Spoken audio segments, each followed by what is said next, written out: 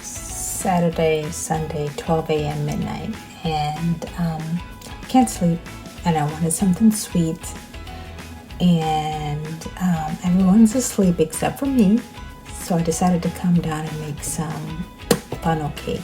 I haven't had funnel cake in almost 10 years, and I wanted something that would be quick and easy to make and delicious. I have some pancake mix, buttermilk pancake mix that I'm going to use, and I'm going to jazz it up a little bit with some bananas and some chocolate peanut butter cups. Actually, I pretty much got all of my ingredients for this funnel cake at Trader Joe's. So let's go ahead and get started with it.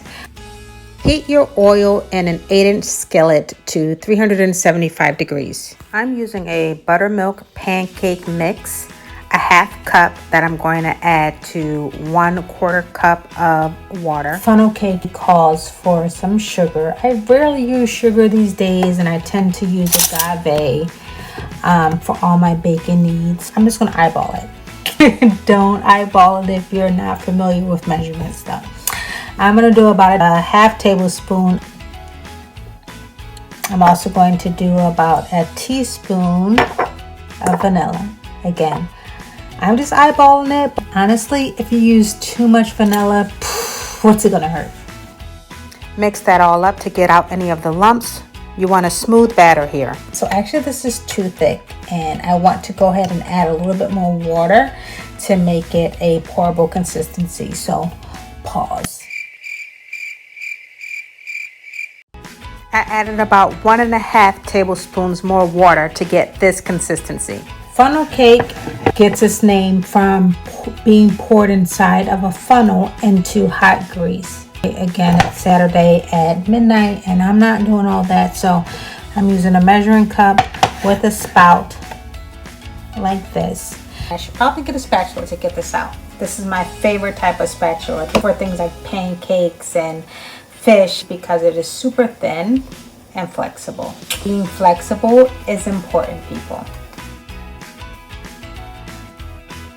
Slowly drizzle half of your batter in a crisscross circular motion into the pan. Let's see if we can see how it looks here.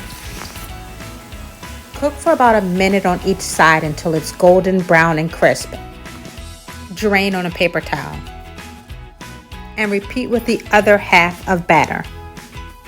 Okay, so now while the funnel cake is caking, I went ahead and cut up some chocolate peanut butter cups that I'm going to make a ganache out of. Pour over the top of that with some sliced bananas. Yeah, it's going to be a thing. I have about 2 tablespoons of heavy whipping cream in a pan. Heat your cream on low until small bubbles form around the edges, and then add in your chocolate cups. Mix it up until it's all smooth and glossy. The consistency should look like this, or thinner if you'd like. I used a whole banana, but do you. Use half or none at all, but slice it thinly if you do. Okay, so it's time to assemble. Place one of your funnel cakes on a plate. These turned out flatter and not as fluffy as regular funnel cakes, probably because I didn't use any baking powder, but that's okay. We're inventing something new here. Add half of your bananas. Drizzle on some chocolate. Take your other funnel cake and break it up into pieces and arrange decoratively over the top. Don't forget to add your powdered sugar because you can't have funnel cake without powdered sugar.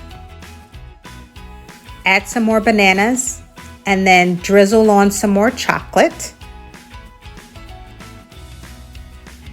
Oh yeah, this is looking amazing. I can't wait to dive in.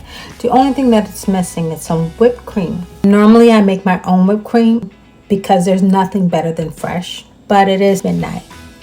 Well, past midnight now, and I'm not turning on my blender to wake up my 2-year-old. So, canned whipped cream it is.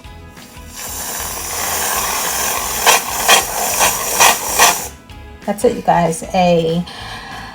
What do we call this? A funnel cake crisp with fresh bananas and chocolate peanut butter ganache and a leaning tower whipped cream.